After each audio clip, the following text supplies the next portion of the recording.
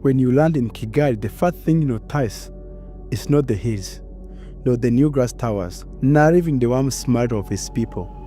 It's the silence of something unusual, something that feels almost impossible in many cities around the world.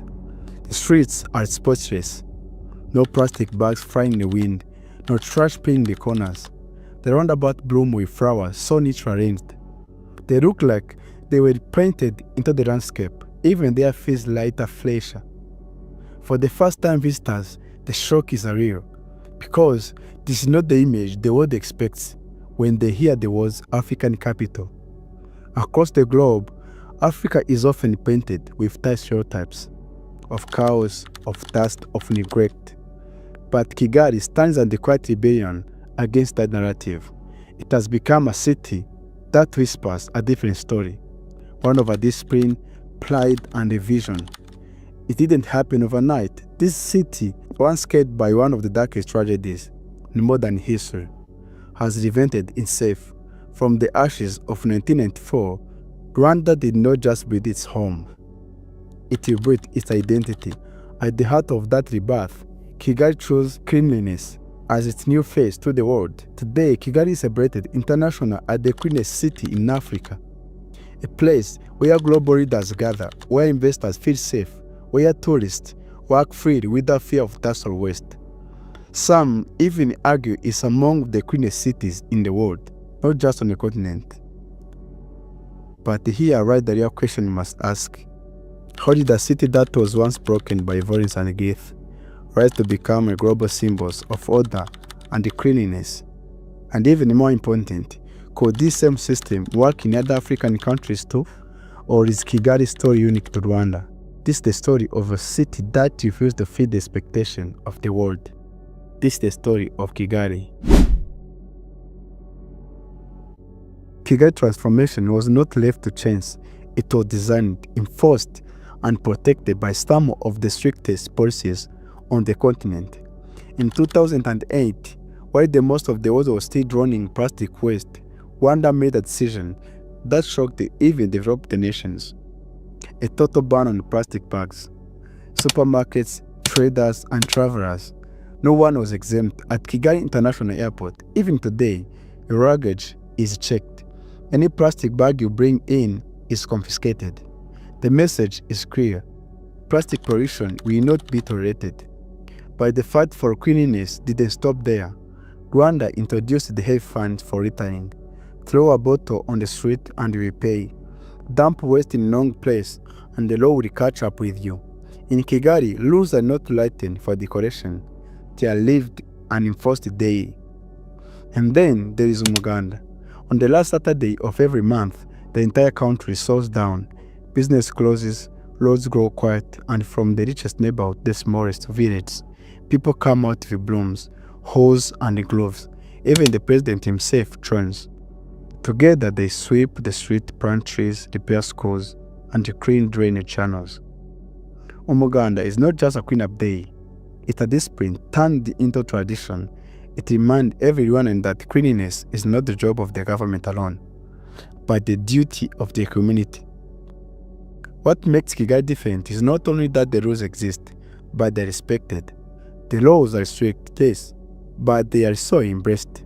They're a part of national identity, a silent agreement that says we will never go back to chaos. Order will be our way forward. This is why visitors often describe Kigali as clean by design, not by accident. Behind the spotless streets lies a culture of discipline, backed by government and afraid to make bold choices. Policies can be written on paper. Fines can be enforced by law. But the true secret of Kigali cleanliness lies not only in the government, it lies in people themselves. In many cities around the world, when the garbage piles up, the blame is quick. That is the government job. But in Kigali, the mindset is different. Cleanliness is seen as collective duty, a part shared by every citizen. At the heart of this culture is Umuganda. From gathering groups, sweeping streets, cutting grass, and clogging drains, repairing schools, or planting flowers. It is not just an activity, it's a ritual of unity. Neighbors work side by side, young and old, rich and poor. Even government ministers and soldiers join hands with ordinary citizens. For Rwandans, Umuganda is more than cleaning. It's a symbol of solidarity, a reminder that after darkness of 1994, the nation promised itself a new way of living, where order, discipline, and dignity are shared responsibilities. Ask a Rwandan why Kigali is so clean, and the answer is simple. Because it belongs to us, we want our children to grow in a healthy place. We want visitors to see who we really are. And this pride is visible everywhere. You rarely see someone throwing trash on the streets. Not because they fear the fine, but because they know it's shameful. Social pressure is powerful. If someone litters others, we call them out. This is why Kigali feels different. The rules are not only enforced from above, they are lived from below. They are woven into a culture, into a daily behavior of ordinary people. Cleanliness here is not just a government program, it's a way of life.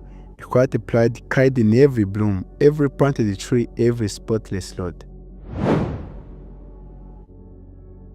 Kigali cleanliness is not just about brooms and laws.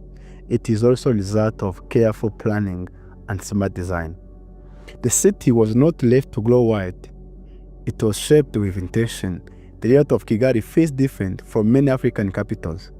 Streets are wide, neatly paved, and lined with flowers and trees. Roundabouts are not just traffic circles. They are living gardens, decorated with sculptures and manicured lawns building code are strict, which means houses, shops, and offices follow a clear order. Chaos is kept outside the city's gate. Waste collection too is organized. In most neighborhoods, garbage trucks pass on the schedule. Public bins are common, and dumping trash in random place is almost unheard of. The government even works with private companies to recycle and manage waste, turning Kigali into one of the most environmental conscious cities on the continent. Transport is another piece of the puzzle. All the smoky buses and broken down taxis are slowly disappearing. Instead, modern buses, motorcycle taxis with helmets, and even electric vehicles are being introduced. The goal is not just a clean street, but a clean atmosphere. But behind this urban order lies a bigger dream image. Rwanda is branding safe as the Singapore of Africa, a country of discipline, efficiency, and modernity. Kigali is the face of that dream. The city hosts international conferences, business summits, and global leaders. The spotted streets are the only way for Rwandans, but also for investors. For visitors, the cleanliness inspires confidence. It tells them this is a place that takes itself seriously. This is a country ready for the future. Kigali's urban branding is not an accident. It is a strategy, one that has turned the city into a symbol of pride, Africa, and model of what disciplined leadership and collective responsibility can achieve. Kigali City is not just about a clean street. It's about something deeper. It's about a nation that refused to let its past define its future. After the devastation of 1994, Rwanda had every reason to collapse, but instead, it chose a different path. A path of order, unity, and discipline, and Kigali became the shining face of that transformation. Today, the city beauty is not measured only in flowers and untidy roads. It is measured in the dignity of people who decided to rebuild their home, brick by brick, broom by broom. It is measured in cultural cleanliness is not just about hygiene, but about respect. Respect for community, for the nation, and for the generation to come. But as Kigali rises, it rivers with a bigger question. If one city in Africa can achieve this level of order, why not others? Is Kigali unique because of its size, its history, and its leadership, or could Lagos, Nairobi, Kinshasa, Johannesburg, or our great African cities embody the same discipline and pride? The truth is, Kigali has shown the world that is possible, that Africa's cities do not need to be defined by cows, but can be symbol of beauty, order, and hope. And so we ask you, what about your city? Do you believe the Kigali model could work where you live? Or do you think it requires something special that only Rwandan has? If you enjoyed this journey into the story of Kigali, don't forget to like this video. And in the comments, share your thoughts, because the future of Africa's cities might be just beginning with a conversation like this. Cheers.